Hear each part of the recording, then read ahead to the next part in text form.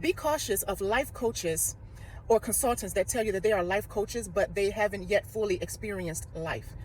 What I mean by that, you're saying that you're a life coach and you haven't experienced all of the details that pertains to life, to living a full life. For example, you're a life coach that gives marriage advice, but you've never been married. For example, you are a life coach that is giving relationship advice, but you haven't yet had a successful relationship or in a successful relationship. For example, you're giving advice on how to rear well-rounded and stable children, but you don't have any kids.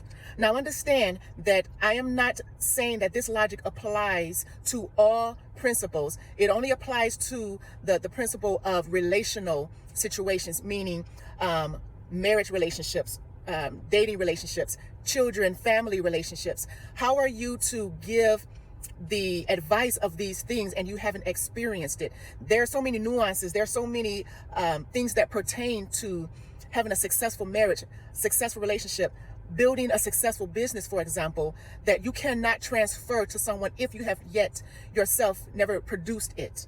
Now, I'm not saying that it's the same logic for example, someone who is a brain surgeon. I'm not saying that that person has to have had brain surgery in order to understand brain surgery, but it applies to relational situations, mostly family, relationship, building something of substance, a business, a company, something like that. You cannot transfer that wisdom, that knowledge, if you have not produced any of that yourself.